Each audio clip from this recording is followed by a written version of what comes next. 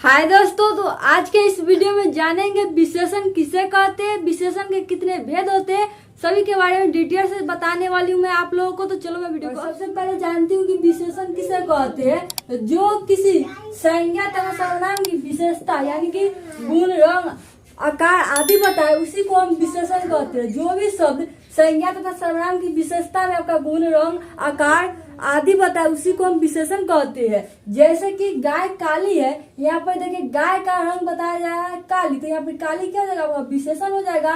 दूसरा कि राम अच्छा लड़का है, तो राम अच्छा लड़का है, यहाँ पर राम का जो है गुण बताया गया कि अच्छा है, तो अच्छा हमारा क्या हो गया, विशेषण हो जाएगा।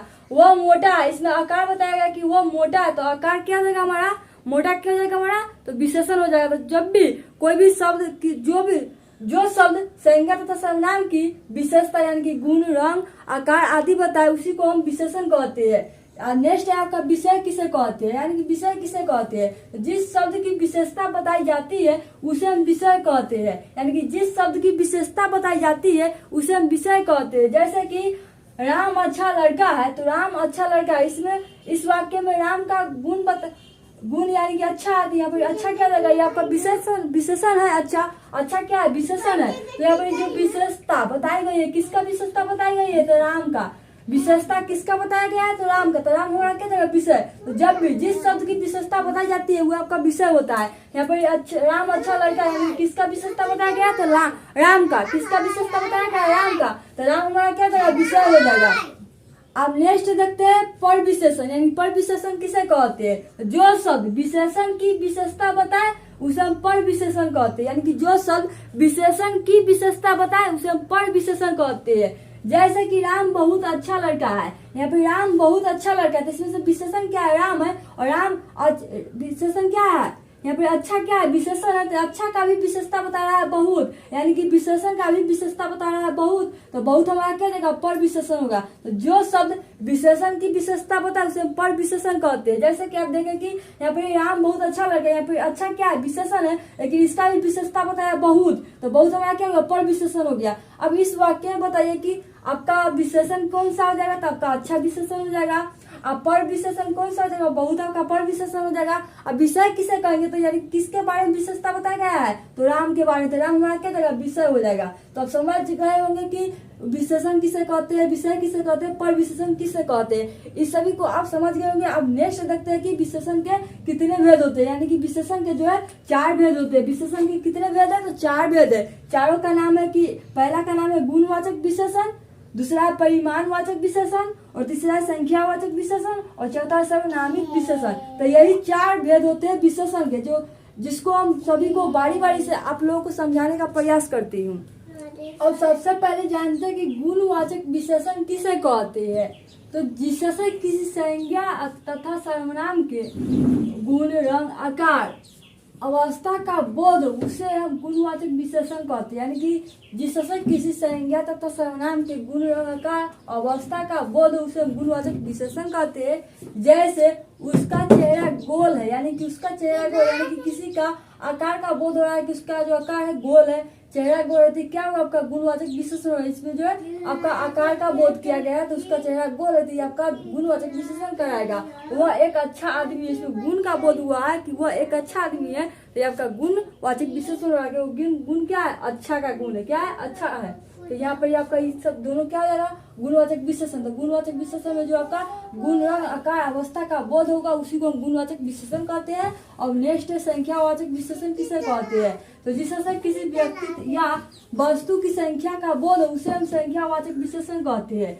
जिससे किसी व्यक्ति या वस्तु की संख्या का बोध हो उसे हम संख्यावाचक विशेषण कहते हैं। जैसे महीने में 30 दिन होते हैं, महीने में 30 दिन होते हैं, तो यहाँ महीने में 30 दिन होते हैं, तो महीने में 30 दिन क्या है आपका, 30 क्या है, संख्या है, यहाँ पे संख्या का बोध हुआ है, इसी को हम संख्यावाचक विशेषण कहते हैं।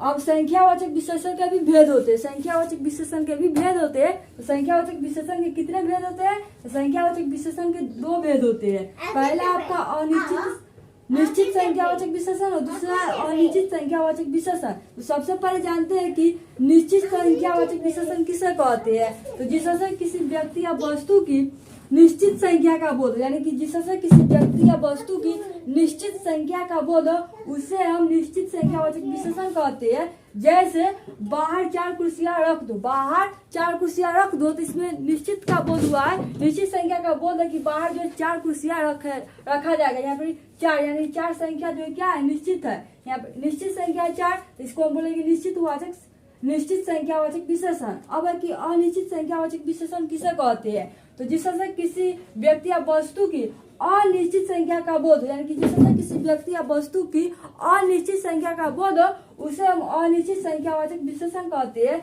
जैसे बाहर कुछ कुर्सियां रख दो, बाहर कुछ कुर्सियां रख दो, इसमें कितने कुर्सियां बाहर रखे कोई फिक्स ही नहीं है, कह रहा है कि बाहर कुछ कुर्सियां रख दो, अनिश्चित संख्या का बोध हो रहा है, इसे पता ही नहीं चल रहा है कि कितना कुर्सियां बाहर रखा जाएगा, तो इसी को बोलते हैं अनिश्चित संख्यावाचक विशेषण। तो अब नेक्स्ट है परिमाणवाचक विशेषण किसे कहते हैं, तो जिससे किसी वस्तु की नाप तोड़ मात्रा तथा परिमाण का बोध हो उसे हम परिमाणवाचक विशेषण कहते हैं। यानी कि जिससे किसी वस्तु की नाप तोड़ मात्रा तथा परिमाण का बोध हो उसी को हम परिमाणवाचक विशेषण कहते हैं। जैसे बाजार से 4 लीटर घी ले आओ, बाजार से 4 लीटर घी ले आओ, यहाँ पे देखिए मात्रा का प्रयोग हुआ है 4 लीटर, तो यहाँ क्या है मात्रा का प्रयोग किया गया है, यहाँ पे मात्रा का बोध हुआ 4 लीटर, इसी को परिमाणवाचक विशेषण कहते हैं। और परिमाणवाचक विशेषण के 2 प्रकार होते हैं, परिमाणवाचक विशेषण के भी 2 प्रकार होते हैं। पहला है आपका निश्चित परिमाणवाचक विशेषण और दूसरा है अनिश्चित परिमाणवाचक विशेषण।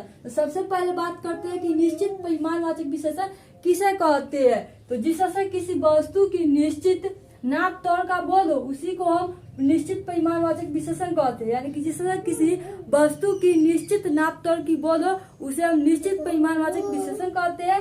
जैसे 3 किलो आटा, 3 किलो आटा में देखिए यहाँ पर क्या चीज नाप तोड़ जो है निश्चित बोध है कि 3 किलो आटा, तो यहाँ पर जो माप है कि जो तोला गया है 3 किलो आटा, यानी निश्चित है कि 3 किलो आटा, और 5 लीटर दूध, यानी मात्रा भी निश्चित है कि 5 लीटर दूध, तो ये सब क्या आपका निश्चित परिमाणवाचक विशेषण होगा।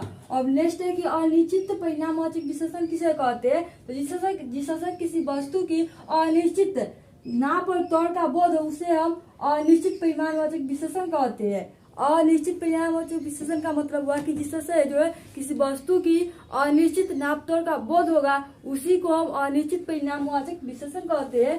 जैसे कि कुछ लीटर घी दो, यानी कुछ लीटर घी दो, यहाँ पर अनिश्चित का बोध हो रहा है कि कुछ लीटर घी दो, इसी को हम बोलते हैं अनिश्चित परिमाणवाचक विशेषण। वह कुछ आटा यानी कि कितना आटा उसको मिला दिया जाए पता नहीं है, कुछ आटा का कुछ यानी कि अनिश्चित तौर का बोध किया गया, किसी को हम अनिश्चित परिमाणवाचक विशेषण कहते हैं। अब हम सबसे बात करते हैं सर्वनामिक विशेषण किसे कहते हैं।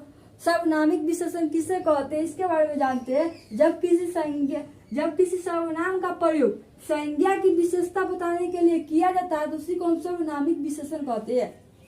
यानी कि सर्वनामिक विशेषण किसे कहते हैं, तो जब किसी सर्वनाम का प्रयोग संज्ञा की विशेषता बताने के लिए किया जाता है उसी को हम सर्वनामिक विशेषण कहते हैं। जैसे कि वह लड़का अच्छा है, वह लड़का अच्छा है, इसमें वह क्या है आपका सर्वनाम है, क्या है वो सर्वनाम है, वो क्या है सर्वनाम है, और इसमें लड़का क्या है आपका संज्ञा है। यहाँ पर देखिए संज्ञा का प्रयोग करने के लिए ही जो है ये सर्वनाम का प्रयोग किया गया है कि वह लड़का अच्छा है। जब संज्ञा का प्रयोग करने के लिए हम संज्ञा की विशेषता बताने के लिए सर्वनाम का प्रयोग हुआ है कि नहीं, तो इसी को हम बोलते हैं सर्वनामिक विशेषण। और नेक्स्ट है कि मेरा घर बहुत बड़ा है, इसमें देखिए मेरा क्या है क्या सर्वनाम है, सर्वनाम का प्रयोग क्यों किया है, तो घर यानी कि घर क्या है संज्ञा, तो सर्वनाम का प्रयोग इसलिए किया है ताकि संज्ञा का विशेषता बता पाए। तो यहाँ पर मेरा क्या हो गया आपका विशेष, या मेरा जो है ये आपका सर्वनाम है और घर संज्ञा है। तो जब भी सर्वनाम का प्रयोग जब भी करते संज्ञा की विशेषता बताने के लिए उसी को हम सर्वनामिक विशेषण कहते हैं। तो इसमें देखिए